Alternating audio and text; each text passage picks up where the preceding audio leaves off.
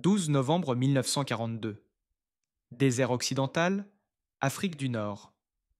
Le véhicule américain capturé était abandonné près d'une colonne de ravitaillement britannique détruite, son équipage ayant pris la fuite lorsque leur position est devenue intenable. La procédure standard de Wehrmacht imposait de le détruire ou de le laisser derrière lui. Mais le commandant de l'unité de reconnaissance avait d'autres idées. Obtenez notre meilleur mécanicien. Je veux savoir si nous pouvons utiliser cette chose. Ce que les principaux mécaniciens africains ont découvert au cours des 30 minutes suivantes remettrait en question tout ce qu'ils croyaient sur la supériorité allemande. La prise de conscience n'est pas venue comme un coup de foudre, mais comme une compréhension rampante qui grandissait à chaque inspection. La petite pancarte sur le tableau de bord indiquait Willys MB. Les Américains l'appelaient une Jeep. La première révélation est venue lorsqu'ils ont ouvert le capot. Le compartiment moteur était impeccable, conçu pour un entretien rapide par toute personne possédant des connaissances de base en mécanique. FIS, codé par couleur, composants clairement étiquetés, pièces accessibles qui pourraient être atteintes sans outils spécialisés. En 2 décennies passées au service des véhicules militaires allemands, le mécanicien senior n'avait jamais vu une ingénierie aussi réfléchie pour la maintenance sur le terrain. Chaque boulon était standard. Chaque composant semblait identique à tous les autres véhicules de ce type. Conçu pour une production de masse et un remplacement facile, le moteur Godeville déplaçait 134 pouces cubes et produisait 60 chevaux à 4000 Trallerschmain. Ce n'est pas impressionnant par rapport aux normes allemandes, mais la philosophie d'ingénierie qui la sous-tend était révolutionnaire. Ce moteur n'a pas été construit pour être parfait. Il a été construit pour être simple, fiable et surtout réalisable. Un mécanicien ayant une formation minimale pourrait entretenir ce moteur avec des outils de base, sans clé spéciale ni procédure complexe nécessitant des techniciens formés en usine. Les Américains avaient apparemment conçu ce véhicule, s'attendant à ce que les garçons de ferme et les ouvriers d'usine aient besoin de l'entretenir dans des conditions de combat. En novembre 1942, le contraste entre la philosophie américaine et allemande en matière de véhicules militaires était devenu frappant. L'Amérique produirait plus de 640 000 Jeeps pendant la guerre. L'Allemagne gérerait un peu plus de 50 000 Kubalvar. Plus troublant encore était ce que représentait cette disparité. La Jeep incarnait la pensée manufacturière américaine à son meilleur. Standardisée, simplifiée, conçue pour une production en série par des ouvriers semi-qualifiés utilisant des pièces interchangeables. Les agents se sont approchés tandis que les mécaniciens poursuivaient leur inspection. Idiot, bien, pouvons-nous l'utiliser ? Le mécanicien principal leva les yeux, choisissant soigneusement ses mots. Ce véhicule est remarquable. Il est conçu par quelqu'un qui comprend les conditions du terrain. Un officier fronça les sourcils. L'ingénierie allemande est la meilleure au monde. Le mécanicien n'a pas contesté. Il a simplement indiqué le système à 4 roues motrices. Regardez cette boîte de transfert. Un seul levier engage les 4 roues motrices. Nos wagons cubalves nécessitent plusieurs opérations et la plupart n'ont pas du tout de transmission intégrale. Le principal véhicule léger de la Wehrmacht, la Volkswagen, type 82 Kubalvar, était une excellente machine à bien des égards. Ferdinand Porsche l'avait conçu avec une attention aux détails typiquement allemande. Il était plus léger que la Jeep, consommait moins de carburant et son moteur refroidi par air éliminait la vulnérabilité des radiateurs aux tirs ennemis. Mais il présentait une faiblesse critique. Il s'agissait uniquement d'une propulsion arrière. Dans le sable mou de l'Afrique du Nord, les montagnes d'Italie, la boue de Russie, cette limitation s'est révélée dévastatrice. La Jeep, en revanche, pouvait propulser les 4 roues en cas de besoin. Le système était simple et un soldat sans instruction pouvait le maîtriser en quelques minutes. Les mécaniciens ont poursuivi leur inspection. La suspension utilisait de simples ressorts à lame, rudimentaires comparés aux barres de torsion sophistiquées du Kubalwagen, mais infiniment plus faciles à réparer sur le terrain. Le système électrique était basique, mais robuste. Le système de carburant pouvait fonctionner avec presque toutes les qualités d'essence sans modification. Le plus troublant était la répartition du poids. La Jeep pesait environ 2450 kg par rapport aux 1540 kg du Cube Alvar, soit une différence de 910 kg. Les ingénieurs allemands auraient considéré cet excès de poids comme un défaut, réduisant les performances et augmentant la consommation de carburant. Mais les mécaniciens ont reconnu la méthode derrière cette apparente folie. Ce poids supplémentaire se traduit par une durabilité. Le châssis était surdimensionné, conçu pour résister aux punitions qui détruiraient les véhicules plus légers.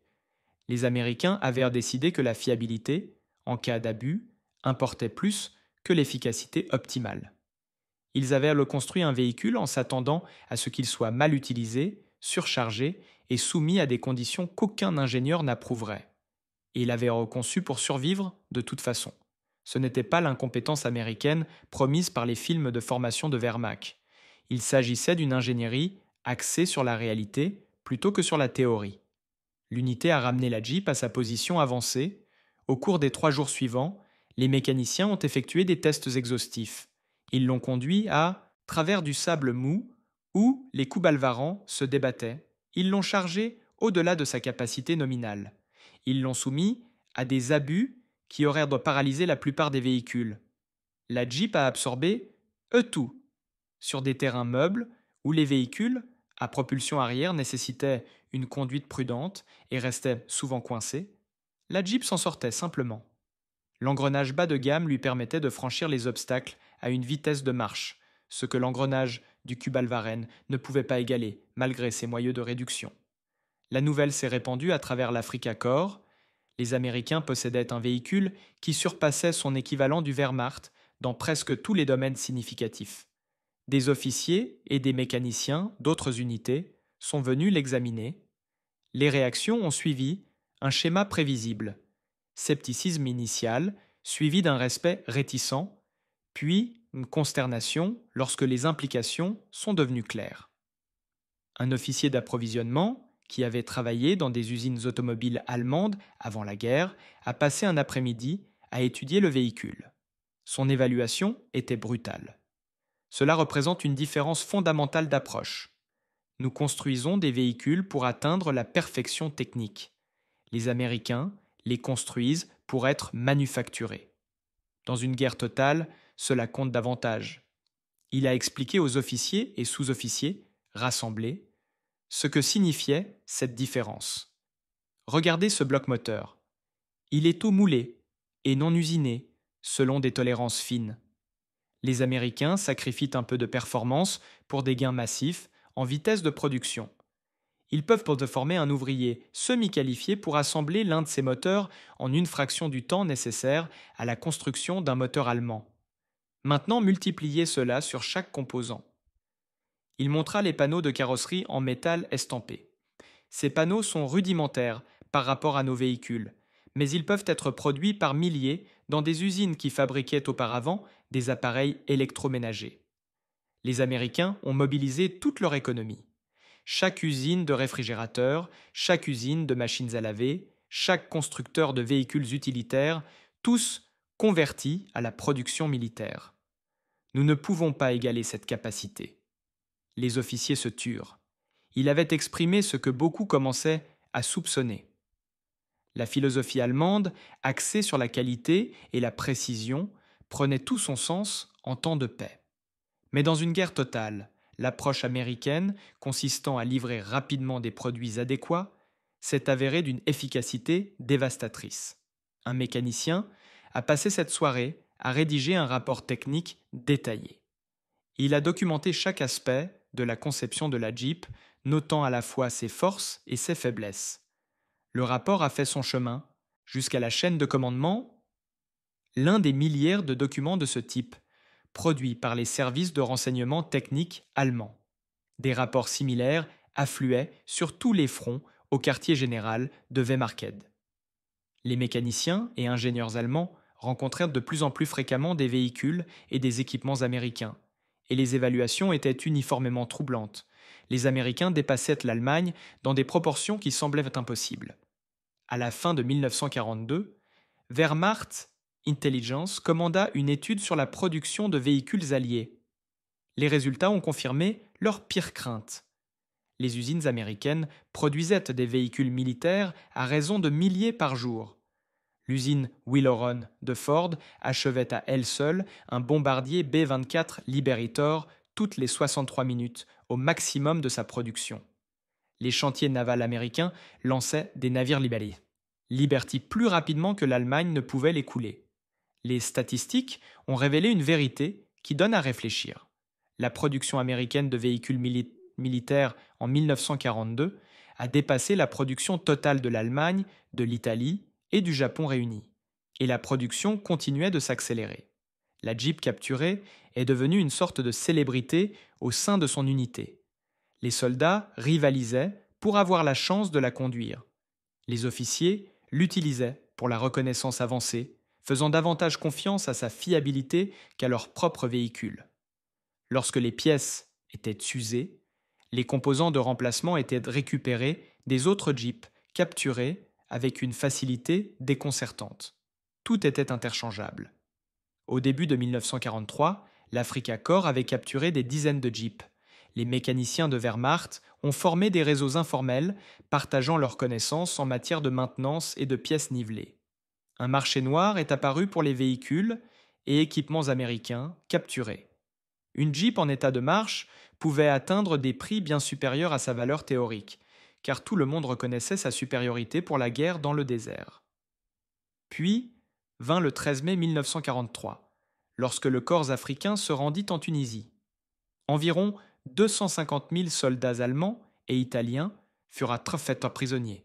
Leur guerre était terminée, mais leur éducation à la capacité manufacturière américaine ne faisait que commencer. Le contraste entre les capacités allemandes et américaines est devenu impossible à ignorer pendant le voyage vers la captivité. Les camions américains transportaient des prisonniers en quantité qui auraient nécessité des chariots tirés par des chevaux dans le Wehrmacht. Les Liberty Ships américains, généralement construits en 5 à 6 semaines au pic de production en 1943, contre 8 mois initialement, transportaient des milliers de personnes à travers l'Atlantique. Chaque aspect de l'opération logistique a démontré une capacité organisationnelle qui éclipsait tout ce que l'Allemagne avait réalisé au centre de traitement des prisonniers d'Oruran, en Algérie. Des mécaniciens capturés regardaient des sergents de motorpool américains entretenir une flotte de véhicules avec une efficacité décontractée qui aurait été impossible dans la Wehrmacht. Le parc automobile contenait des dizaines de jeeps, de camions et de voitures de commandement. Jeunes. Les soldats américains, pour la plupart à peine sortis de l'adolescence, effectuaient la maintenance avec rapidité et confiance. Les outils étaient abondants et facilement disponibles. Les pièces ont été livrées sans délai de réquisition. Chaque véhicule utilisait les mêmes composants de base, permettant aux mécaniciens d'entretenir n'importe quel véhicule sans connaissances spécialisées. Un sergent américain qui parlait un allemand passable a remarqué un mécanicien capturé qui regardait. « Vous êtes mécanicien ?» J'étais chargé de l'entretien des véhicules du cadavre. D'Afrique. Le sergent sourit. Eh bien, pas de guerre pour vous maintenant, mais je parie que vous avez des questions. Allez, je vais vous faire visiter. Vous ne pouvez plus rien voler. S'en est suivi un après-midi pédagogique. Le sergent lui fit découvrir le parc automobile, lui expliquant la philosophie américaine de maintenance avec une honnêteté sans faille.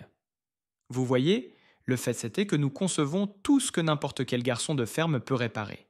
La plupart de nos gars n'ont jamais vu un moteur de véhicule avant la formation de base. Nous simplifions les choses. Fils à code couleur, boulon standard, tout est étiqueté. Nous avons rédigé des manuels pour les niveaux de lecture de 6e année. L'idée est que si quelque chose tombe en panne, n'importe qui peut le réparer sans faire appel à un spécialiste. Le mécanicien capturé a examiné un moteur Jeep démonté. Chaque composant était clairement marqué. Le manuel de maintenance contenait des illustrations détaillées et des instructions, étape par étape, qui pouvaient être suivies par une personne ayant des connaissances minimales en mécanique. « Combien en produisez-vous » Le sergent haussa les épaules. « Bon sang, je ne connais pas les chiffres exacts, mais des milliers chaque semaine, je suppose. » Ils sortent des chaînes de production plus rapidement que nous ne pouvons les expédier. Nous avons de nombreuses Jeeps, et si l'une tombe en panne, nous en prenons généralement une autre au lieu de la réparer immédiatement. Des milliers chaque semaine. Le chiffre semblait impossible. Pourtant, les preuves étaient partout. Le parc automobile contenait plus de véhicules que n'en possédaient des divisions allemandes entières, et il ne s'agissait que d'une petite unité américaine dans une base de ravitaillement avancée. Le sergent a continué la tournée, des camions Dodge, capables de transporter des charges qui nécessiteraient 2 véhicules allemands. Les véhicules de transport de troupes Half-Track produits en quantité faisaient paraître leurs équivalents allemands comme des raretés. Des transporteurs de chars capables de déplacer des blindés sans user leurs chenilles. Le fait est que nous avons appris de la dernière guerre. Nous construisons tout avec des composants communs. Un boulon de Jeep s'adapte à un camion et s'adapte à un half-track. Pareil avec les pièces électriques, les systèmes hydrauliques, tout simplifie la logistique. Au lieu d'avoir besoin d'1 millier de pièces différentes, nous en avons peut-être besoin de quelques centaines et nous les produisons par millions. C'était le secret que l'industrie allemande n'avait jamais pleinement compris. La communauté des composants ne concernait pas seulement l'efficacité de la production, il s'agissait de créer un écosystème logistique où n'importe quelle pièce pouvait être utilisée n'importe où. N'importe quel mécanicien pouvait entretenir n'importe quel véhicule et l'ensemble du système se renforçait. Le voyage de l'Afrique du Nord au camp de prisonniers américains a permis de poursuivre l'éducation. À chaque arrêt, les prisonniers ont pu constater que la capacité de production américaine fonctionnait à une échelle qui défiait les idées préconçues allemandes. Le port de Norfolk, en Virginie, traitait quotidiennement des milliers de tonnes de fournitures avec une efficacité mécanique. Les grues chargeaient et déchargeaient les marchandises à des vitesses qui auraient nécessité des armées de travailleurs à Hambourg. Les trains transportaient des prisonniers à travers l'Amérique dans des wagons de passagers qui auraient été un luxe en Allemagne. Et partout, il y avait des véhicules. Les voitures remplissaient les parkings devant les usines. Les camions bordaient les autoroutes en convois qui s'étendaient sur des kilomètres. Des milliers de véhicules militaires étaient stationnés dans les dépôts en attendant d'être expédiés vers les zones de combat. À Camp Hearn, au Texas, des mécaniciens qualifiés se sont portés volontaires pour le pool automobile. Les commandants des camps américains appréciaient leur expertise, car l'effort de guerre exigeait tous les travailleurs disponibles. Pendant les 2 années suivantes, les mécaniciens allemands ont travaillé aux côtés des soldats américains, entretenant les véhicules qui faisaient fonctionner le camp. Les mécaniciens américains ont abordé l'entretien des véhicules avec un côté directement pratique. Ce n'étaient pas des ingénieurs en quête de perfection. Ils résolvirent les problèmes et se concentraient sur le maintien des équipements opérationnels. Quand quelque chose tombait en panne, ils le réparaient rapidement avec tout ce qui était disponible. Quand les pièces n'étaient pas disponibles, ils improvisaient. Lorsqu'un véhicule s'avérait irréparable, ils le cannibalisaient pour les composants et demandaient un remplacement, qui arrivait en quelques jours plutôt qu'en quelques semaines. Les mécaniciens capturés ont observé de près les techniques américaines. Les mécaniciens allemands étaient formés pour entretenir les véhicules conformément aux spécifications d'usine, ce qui nécessitait des outils spécialisés et des procédures appropriées. Les mécaniciens américains ont été formés pour faire fonctionner les choses par tous les moyens nécessaires. En temps de paix, les méthodes allemandes donnaient de meilleurs résultats. Dans le chaos de la guerre, les méthodes américaines se sont révélées bien plus efficaces. Le parc automobile de Camp Hearn traitait des centaines de véhicules chaque mois. Les Jeeps ont été soumises à un entretien de routine, ont été entretenues en quelques heures plutôt qu'en jours et ont été remises en service. L'efficacité provenait de l'abondance des pièces et de leur interchangeabilité. Lorsqu'une pièce devait être remplacée, la salle des pièces détachées en avait des dizaines en stock. Lorsqu'un outil était nécessaire, l'atelier d'outillage le fournissait immédiatement. Lorsqu'un véhicule était irréparable, un autre prenait sa place. Un mécanicien allemand s'est lié d'amitié avec un soldat américain qui avait travaillé pour Ford avant la guerre. L'Américain s'est montré connaisseur du secteur automobile. Avant la guerre, je travaillais sur la chaîne de montage à Willow Run. C'est l'usine de bombardiers Ford, à l'extérieur de Détroit, la plus grande usine du monde. Nous construisons des B-24 Liberator. Début de la production en 1942. Et au moment où j'ai été recruté l'année dernière, nous terminions un bombardier toutes les heures. Toutes les heures, un bombardier lourd quadrimoteur complet décollait de cette ligne. Le calcul était stupéfiant. 24 bombardiers par jour, plus de 700 par mois. Comment une telle production est-elle possible? Principe de production de masse. Ford a compris comment décomposer une fabrication complexe en étapes simples et reproductibles. Vous n'avez pas besoin d'artisans qualifiés si chaque travailleur effectue une tâche simple de manière répétée. Un enfant fraîchement sorti de la ferme peut être formé en une semaine pour installer un type de boulon à un endroit. Faites cela avec un millier de travailleurs et vous obtiendrez une production massive. C'était la différence fondamentale. La production allemande reposait sur des artisans qualifiés fabriquant des produits de qualité en quantité modérée. La production américaine reposait sur des travailleurs semi-qualifiés, fabriquant des produits adéquats en quantité massive. L'américain continua. Même chose avec les Jeeps. Willys Overland les fabrique. Les deux usines utilisent d'afficher des spécifications identiques. En dehors d'une Jeep Willys, elle s'adapte parfaitement à une Jeep Ford. Ils sont complètement interchangeables. Cela signifie que si une usine est bombardée ou connaît des problèmes, l'autre continue de produire. L'entretien est simple car chaque mécanicien apprend un véhicule, pas des dizaines de variantes. Le mécanicien allemand a réfléchi au stock de véhicules de la Wehrmacht. Des dizaines de types de camions différents, provenant de différents fabricants, chacun avec des pièces et des exigences d'entretien uniques. Bonnes affaires cubaines chez Volkswagen. Commander des voitures, provenant de diverses sources. Véhicules capturés dans toute l'Europe, chacun nécessitant ses propres pièces de rechange et sa propre base de connaissances. La logistique allemande était un cauchemar de systèmes incompatibles. La logistique américaine a été rationalisée grâce à l'uniformité.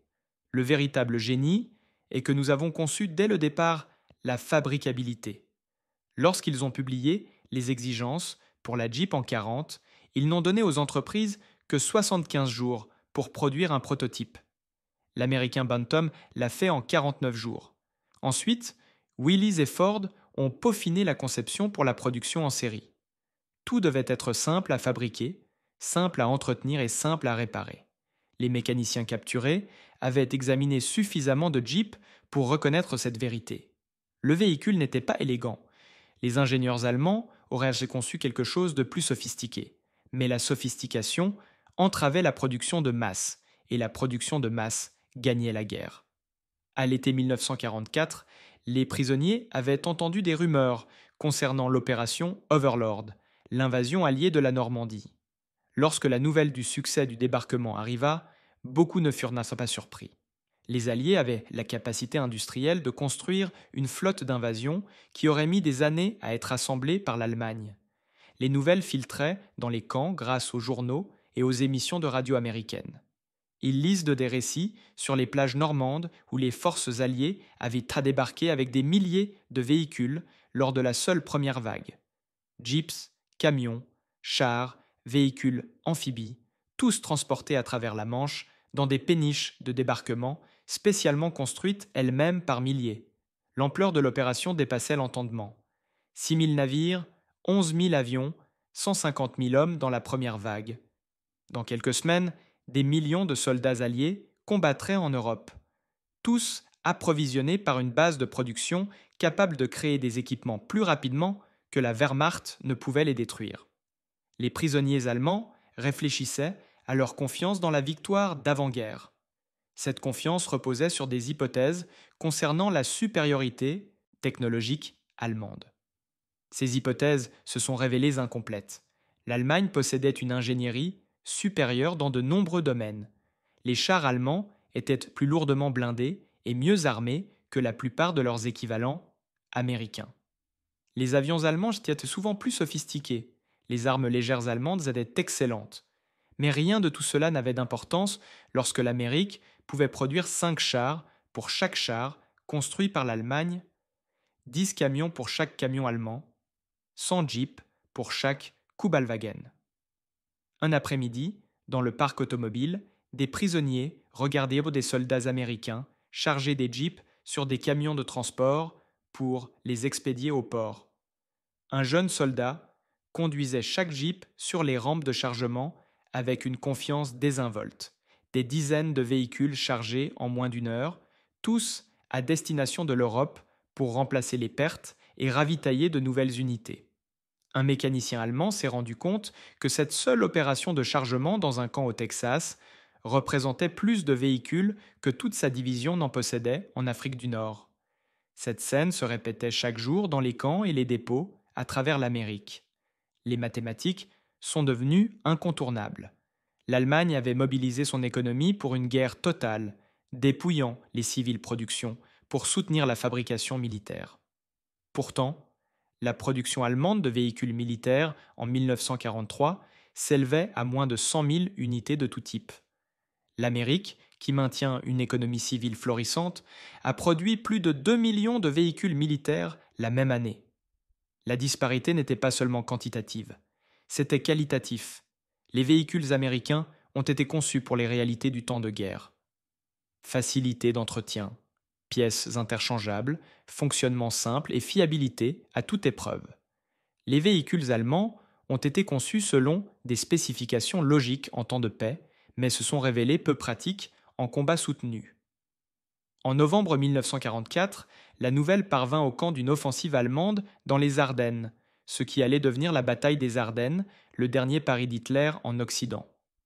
L'offensive reposait en grande partie sur la capture des réserves de carburant américaines, car l'Allemagne n'avait plus suffisamment de carburant pour soutenir les opérations blindées.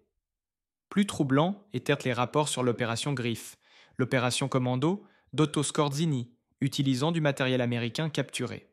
Les soldats allemands étaient équipés de jeeps capturés, d'uniformes américains et de fausses pièces d'identité chargées d'infiltrer les lignes alliées pour semer la confusion et capturer les ponts. Même Skorzeny, le commando préféré d'Hitler qui avait sauvé Mussolini, en était réduit à dépendre des véhicules américains capturés car les véhicules allemands étaient insuffisants. Cela révélait tout sur la situation matérielle des Wehrmachers. L'opération a échoué. La police militaire américaine a rapidement identifié les infiltrés allemands grâce à des interrogatoires minutieux sur la culture et les procédures américaines. L'offensive d'Ardennes elle-même s'est arrêtée, non pas principalement à cause de la résistance américaine, même si elle était féroce, mais parce que les forces allemandes ont manqué de carburant. Les divisions Panzer ont abandonné leurs chars lorsque les camions citernes n'arrivaient pas. Les divisions d'infanterie ont eu recours au transport hippomobile parce que la logistique motorisée s'était effondrée. En janvier 1945, l'attaque allemande avait été contenue et inversée. Le printemps 1945 apporte la nouvelle de l'effondrement de l'Allemagne. L'Armée rouge a fermé Berlin par l'Est. Les forces américaines et britanniques traversèrent le Rhin et pénétrèrent profondément en Allemagne par l'Ouest. Dans le parc automobile du camp, les mécaniciens allemands ont continué leur travail, entretenant les véhicules d'une armée qui avait vaincu leur patrie. Ils n'éprouvaient aucune satisfaction dans leur travail, mais aucune honte non plus. L'Allemagne a perdu, non pas parce que ses soldats manquèrent de courage ou de compétences, mais parce qu'elle avait défié des puissances dont elle ne pourrait jamais égaler la capacité de production. Un après-midi d'avril, un soldat américain s'approcha avec des nouvelles. L'Allemagne s'est rendue. Fin des guerres en Europe. Les mécaniciens hochèrent la tête. Ils s'y attendaient depuis des mois. Que nous arrive-t-il maintenant ? Tu finiras par rentrer chez toi. Probablement pas immédiatement. Beaucoup de logistique à régler, mais vous rentrerez chez vous. Un mécanicien y a réfléchi.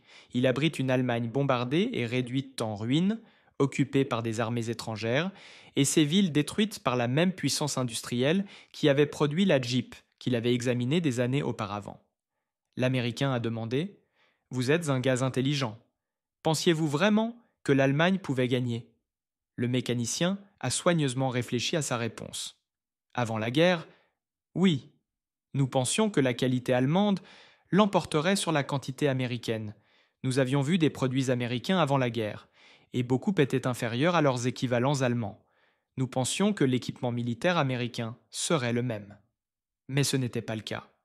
Lorsque nous avons examiné cette première Jeep en 1942, nous avons réalisé que nous avions commis une erreur fondamentale. Nous avions confondu qualité en temps de paix et efficacité en temps de guerre. Votre Jeep n'était pas mieux conçu que notre wagon cubique dans l'absolu. Il était mieux conçu pour la production de masse et les conditions de terrain.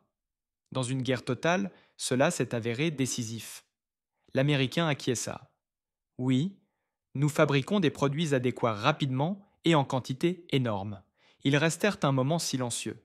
Deux mécanismes de camps opposés, unis par une compréhension commune de ce qui avait réellement déterminé l'issue de la guerre. Le processus de rapatriement commença à la fin de 1945. Les prisonniers allemands montèrent à bord des navires pour rentrer chez eux.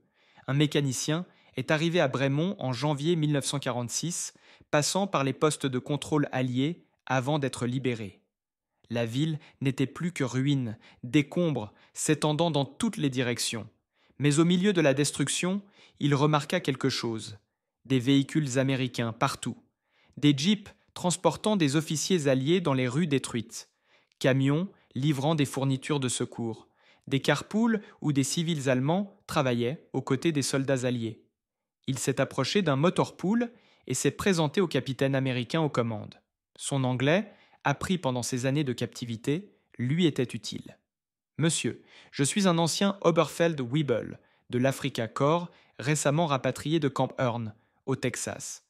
Je suis un mécanicien automobile, qualifié avec de l'expérience dans l'entretien d'équipements américains. Embauchez-vous des travailleurs civils. Le capitaine a examiné ses papiers d'identité. Il est dit ici que vous avez travaillé dans notre pool automobile au Texas. » Le capitaine a pris note. Nous avons désespérément besoin de mécaniciens. La plupart des mécaniciens allemands soit sont morts pendant la guerre, soit sont toujours dans les camps P. Vous pouvez commencer demain. Le salaire est selon le scénario d'occupation, échangeable contre des rations et des produits de première nécessité. Et l'ancien mécanicien de l'Africa Corps s'est retrouvé employé par l'armée contre laquelle il avait combattu, entretenant les mêmes véhicules qu'il avait autrefois examinés comme étant du matériel ennemi. Les Alliés n'avaient besoin de mécaniciens. Il avait besoin de travail. La guerre était finie. La vie a continué. Au cours des mois suivants, il assiste au début de la reconstruction de l'Allemagne. L'aide américaine afflua, distribuée avec la même efficacité qui avait permis de gagner la guerre. Nourriture, médicaments, matériaux de construction. Tous sont arrivés dans des camions américains coordonnés par des planificateurs américains qui ont systématiquement abordé la reconstruction de l'Allemagne.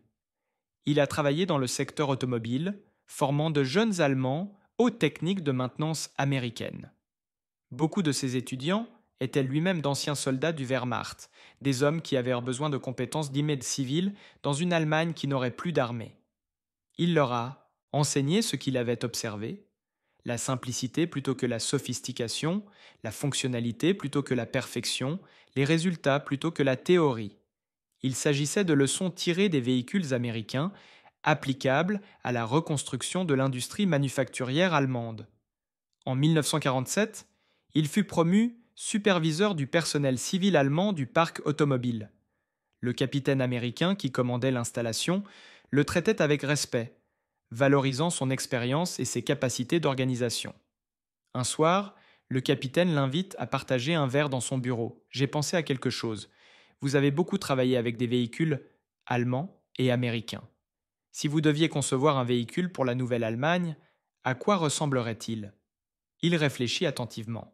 « J'adapterai l'approche américaine aux conditions européennes. Plus petit qu'une Jeep, plus économe en carburant, mais conservant la même philosophie. Pièces communes, maintenance simple, conçue pour la fabrication plutôt que pour les récompenses d'ingénierie. L'Europe a des routes étroites et un carburant limité, mais nous avons besoin de la fiabilité du design thinking américain. » Le capitaine hocha la tête. « C'est intelligent. L'argent du plan de Marshall permettra de reconstruire l'industrie manufacturière allemande et les ingénieurs allemands étudient déjà les méthodes américaines. L'avenir est à la production de masse à l'américaine adaptée aux conditions locales. Cela s'est avéré prophétique. » Au cours des décennies qui ont suivi, l'industrie ouest-allemande à adopter la philosophie de production américaine tout en maintenant l'attention allemande à la qualité. Le résultat fut une renaissance économique qui transforma l'Allemagne d'une nation dévastée en une puissance mondiale. Les entreprises Volkswagen, qui avaient produit le Kubalwagen pendant la guerre, sont devenues des géants mondiaux de l'automobile en combinant la précision de l'ingénierie allemande avec les techniques de production de masse américaines. La Volkswagen Beetle, devenue l'une des automobiles les plus vendues de l'histoire, incarne cette synthèse. C'était simple, fiable, fabricable en grande quantité et abordable pour les familles de moyenne. D'anciens mécaniciens de Wehrmacht, qui avaient travaillé dans le secteur des motorpools des camps de prisonniers américains, sont rentrés en Allemagne avec des connaissances qui se sont révélées inestimables. Ils ont compris la standardisation des composants. Ils avaient été témoins de systèmes de distribution de pièces efficaces. Ils avaient été constatés à quel point les procédures de maintenance simplifiées augmentaient la disponibilité des véhicules. Ils avaient observé comment la conception axée sur la fabricabilité plutôt que sur la perfection permettait la production de masse. Ces connaissances acquises au fil des années de maintenance des équipements américains ont influencé la conception automobile allemande pendant des décennies. Les constructeurs allemands, issus des ruines, n'ont pas cherché à recréer les approches d'avant-guerre. Au lieu de cela, ils ont synthétisé la précision allemande avec l'efficacité de la production américaine. Au début des années 1950, cette approche hybride produisait des résultats. La production de Volkswagen est passée de milliers de véhicules par an à des centaines de milliers. Mercedes-Benz a adapté les techniques de la chaîne de montage tout en maintenant les normes de qualité. BMW a restructuré sa fabrication pour mettre l'accent sur les composants communs à toutes les gammes de modèles. Le miracle économique des années 1950 et 1960 doit beaucoup à ces changements. L'Allemagne de l'Ouest est devenue une puissance d'exportation, vendant dans le monde entier des véhicules alliant fiabilité et prix abordables. La synthèse des approches allemandes et américaines a créé des produits que la philosophie d'avant-guerre d'aucune des deux nations n'aurait pu produire seule. L'historien de l'armée américaine Hugh M. Cole, qui a interviewé les généraux Wehrmacht après leur reddition, a documenté leur point de vue. Cole a rapporté que les chefs militaires allemands admiraient la Jeep plus que toute autre chose dans le formidable arsenal américain, pas les bombardiers B-17, ni les chars Sherman, ni l'artillerie, la simple Jeep, car elle représentait la philosophie de fabrication qui avait réellement gagné la guerre. Le général George C. Marshall lui-même a qualifié la Jeep de plus grande contribution américaine à la guerre moderne. Ce n'était pas une hyperbole. La Jeep incarnait des principes qui ont transformé non seulement la logistique militaire, mais aussi la fabrication mondiale d'après-guerre, la standardisation, la simplification, la conception pour la production et l'accent mis sur la fiabilité plutôt que sur la sophistication. En novembre 1943, les États-Unis. L'armée disposait de suffisamment de données sur les wagons Kubal capturés pour publier le manuel technique TME 9803, un guide complet sur l'exploitation et l'entretien des véhicules allemands. Le manuel a été publié le 6 juin 1944, jour J, permettant aux forces américaines débarquant en France d'utiliser tout Kubalvar qu'elles capturaient. Le Wehrmacht n'a jamais publié de manuel équivalent pour la Jeep, bien qu'il en ait capturé des milliers. Il n'en avait même pas besoin. La Jeep était suffisamment intuitive pour que n'importe quel mécanicien puisse la comprendre. Ce contraste illustre la différence fondamentale dans la philosophie du design. Le Kubalvar avait besoin d'un manuel détaillé, traduit en anglais, pour que les mécaniciens américains puissent presque comprendre ces systèmes sophistiqués. La Jeep n'avait besoin d'aucun manuel pour que les mécaniciens allemands puissent la faire fonctionner et l'entretenir efficacement. Les retrouvailles ont commencé dans les années 1960. D'anciens membres du Corps Afrique, capturés en Tunisie, se sont réunis pour rendre hommage à leurs camarades tombés au combat. Lors d'un de ces rassemblements, en 1967, une discussion impromptue a éclaté sur les véhicules de guerre. Un ancien mécanicien a offert son point de vue. Le Kubalwagen était mieux conçu à bien des égards. Plus léger, plus économe en carburant, excellent pour les conditions désertiques où son moteur refroidi par air présentait des avantages. Mais la Jeep était mieux conçue pour la guerre moderne. 4 roues motrices, un entretien plus simple, des pièces communes et surtout une production en quantité que nous ne pourrions jamais égaler. Un vieil officier qui avait commandé une unité de reconnaissance hocha la tête. Je me souviens d'avoir capturé ma première Jeep en 1941. Nous pensions que c'était rudimentaire par rapport à nos véhicules. Il nous a fallu des mois pour réaliser que la simplicité était en réalité une efficacité élégante. En 1943, chaque unité voulait des Jeeps, capturés parce qu'elles fonctionnaient mieux dans des conditions de combat. Un autre vétéran a ajouté : le pire moment pour moi a été de réaliser que l'Amérique produisait plus de Jeeps en une semaine que l'Allemagne ne produisait de Kubelwagen en un an. C'est à ce moment-là que j'ai su que nous allions perdre, non pas dans une bataille particulière, mais à cause de simples mathématiques. Il pourrait remplacer les pertes plus rapidement que nous ne pourrions les infliger. C'est le consensus qui s'est dégagé de ces discussions. Les soldats allemands avaient un immense respect pour le Kubelwagen en tant que véhicule, mais ils ont reconnu que la Jeep et ce qu'elle représentait dans la capacité de production américaine avaient été déterminants. Pas uniquement par l'efficacité du combat, même s'il a été efficace, parce qu'il a révélé sur la disparité des capacités de fabrication entre les combattants. La situation logistique du Wehrmacht avait été désastreuse tout au long de la guerre. En 1943, environ 80% des divisions allemandes dépendaient du transport hippomobile.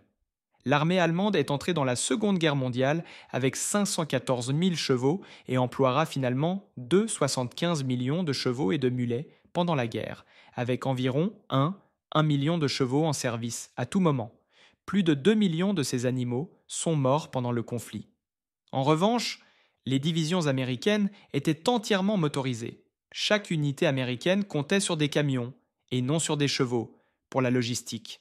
Cela a créé des avantages opérationnels que les commandants du Wehrmacht enviaient. Les colonnes de ravitaillement américaines pouvaient parcourir des centaines de kilomètres en une journée.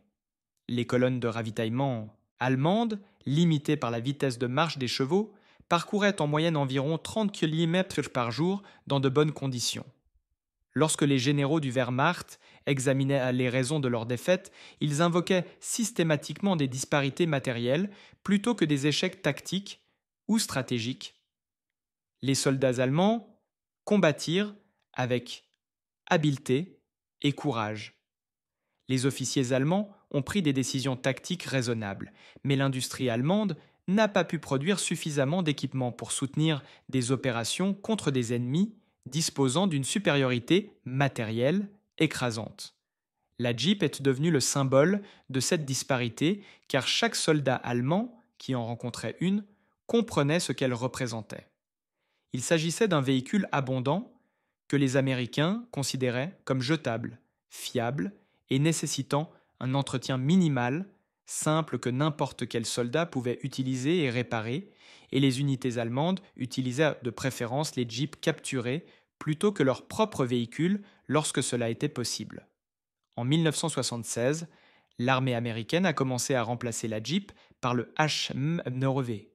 La Jeep avait servi pendant 35 ans, une durée de vie extraordinaire pour n'importe quel véhicule militaire.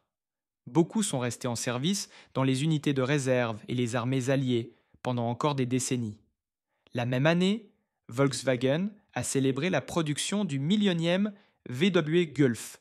Le Golf, et le Beetle avant lui, incarnent les leçons des approches allemandes et américaines. Ingénierie de précision, combinée à l'efficacité de la production de masse. La synthèse qui avait reconstruit l'Allemagne. Dans les années 1980, l'Allemagne de l'Ouest était devenue l'une des principales économies mondiales. Les constructeurs automobiles allemands exportaient des millions de véhicules chaque année. La fabrication allemande était synonyme de qualité et de fiabilité, mais cette qualité était désormais associée à des méthodes de production efficaces, en grande partie grâce à l'influence américaine. La dernière réunion de l'Africa Corps a eu lieu en 1988. Moins de 2 douzaines d'anciens combattants étaient présents. tous âgés de 70 ou 80 ans, survivants d'un conflit terminé plus d'un demi-siècle plus tôt. Lors de la réunion, quelqu'un a mentionné qu'un musée local avait acquis une Jeep Willys MB restaurée. La plupart voulaient en visiter. Ils se tenaient autour du véhicule, ces hommes âgés qui avaient été de jeunes soldats en Afrique, l'examinant avec les yeux de mécaniciens et de guerriers qui en étaient mieux tenus à le respecter. Un vétéran a tendu la main pour toucher le capot, ses doigts arthritiques traçant les lignes familières. J'en ai capturé un en 42. Je l'ai utilisé pendant 3 mois avant d'être blessé à Elamagne. Le meilleur véhicule que j'ai jamais conduit. Mieux que tout ce que nous avions. Nîmes, autre, acquiesça. J'en ai examiné un en Tunisie, juste avant notre capitulation. Je ne pouvais pas croire à quel point la conception était simple. Nous avons alors réalisé que notre approche de la conception des véhicules était complètement erronée. Trop compliquée, trop difficile à produire et à entretenir. Ils en ont fabriqué plus de 600 000, a ajouté un troisième vétéran. Nous avons fabriqué 50 000 Kubalwagon. Ce ratio vous dit tout. Ils restèrent un moment silencieux. La Jeep était assise devant eux, c'était désormais une pièce de musée, sa guerre étant terminée depuis longtemps. Mais pour ces anciens combattants, il s'agissait de bien plus qu'un artefact historique. C'était un symbole de la capacité de production qui les avait vaincus, de l'ingénierie fonctionnelle qui s'était révélée efficace, de l'abondance qui avait vaincu la pénurie. Nous n'avons jamais eu de véhicule comme ça, finit par dire l'un d'eux, ni dans les chiffres, ni dans la fiabilité, ni conçu avec la même philosophie. Nous avons construit pour la perfection. Ils ont construit pour la production. C'était la leçon que les mécaniciens de Wehrmacht avaient absorbée en examinant les jeeps capturés dans les déserts d'Afrique du Nord, dans les montagnes d'Italie, dans les champs de France. C'est une leçon qui a façonné l'Allemagne d'après-guerre et influencé le développement mondial. La Jeep était plus qu'un véhicule. Cela avait été une éducation. Les mécaniciens de Wehrmacht, humiliés par la défaite, se sont révélés être d'excellents élèves. Ils ont étudié non seulement comment entretenir l'équipement américain, mais aussi pourquoi cet équipement avait été conçu tel qu'il était et ce que ses choix de conception révélaient sur la philosophie de fabrication qui avait gagné la guerre. Ce savoir, difficile à acquérir, est devenu le fondement de la reconstruction et de la prospérité éventuelle de l'Allemagne. La défaite a enseigné l'humilité. L'équipement américain enseignait l'ingénierie fonctionnelle. Cette combinaison a produit une nouvelle philosophie allemande qui a bien mieux servi la nation que l'orgueil d'avant-guerre. L'histoire des mécaniciens Wehrmacht et de la Jeep est une histoire d'apprentissage par la défaite. La fierté leur avait dit que l'ingénierie allemande était supérieure, que la qualité triompherait de la quantité, que la sophistication l'emporterait sur la simplicité. La réalité leur a appris le contraire. Les véhicules américains n'étaient pas mieux conçus que leurs équivalents allemands dans la plupart des spécifications techniques, mais ils étaient mieux conçus pour les réalités de la guerre moderne. Produits en quantité massive, maintenables par un personnel peu formé, construits avec des pièces interchangeables communes, fiables en cas d'abus. Cette fonctionnalité, multipliée par la capacité de fabrication américaine, a créé une supériorité matérielle écrasante qu'aucune compétence ou courage allemand ne pouvait vaincre. La Wehrmacht disposait d'excellents soldats, d'officiers compétents et d'un équipement sophistiqué. Mais il lui manquait les bases nécessaires pour mener une guerre totale contre des ennemis capables de produire du matériel plus rapidement que l'Allemagne ne pouvait le détruire. Les mécaniciens, qui entretenaient les véhicules allemands et américains, l'ont compris par expérience directe. Ils avaient déjà vu les deux systèmes fonctionner. Ils avaient travaillé avec des véhicules conçus selon des philosophies différentes. Ils savaient quelle approche fonctionnait le mieux dans des conditions de combat. Cette connaissance a éclairé leur travail de reconstruction de l'Allemagne. Lorsqu'ils formaient de jeunes mécaniciens, ils mettaient l'accent sur les leçons apprises à leurs dépens. Lors de consultations sur les processus, ils ont plaidé en faveur de la normalisation et de la simplification. Lorsqu'ils ont conçu de nouveaux produits, ils ont donné la priorité à la fabricabilité et à la fiabilité. Les ingénieurs qui ont reconstruit les secteurs allemands de l'automobile et des machines avait étudié le matériel américain capturé, travaillé dans les parcs automobiles, des camps de prisonniers, et observé les méthodes de fabrication américaines. Ils ont créé une précision hybride allemande combinée à l'efficacité de la production américaine. Cet hybride s'est avéré extraordinairement réussi. Dans les années 1970, l'Allemagne de l'Ouest était devenue l'un des principaux exportateurs de produits manufacturés. Le succès économique a validé les leçons de la défaite. L'Allemagne avait abandonné l'orgueil démesuré qui avait contribué à la catastrophe et adopté une approche plus efficace, fondée sur l'étude des méthodes du vainqueur. La Jeep a joué un rôle significatif dans cette transformation grâce à une expérience directe. Tous les mécaniciens de Wehrmacht qui entretenaient une Jeep capturée ont acquis des connaissances sur la philosophie américaine.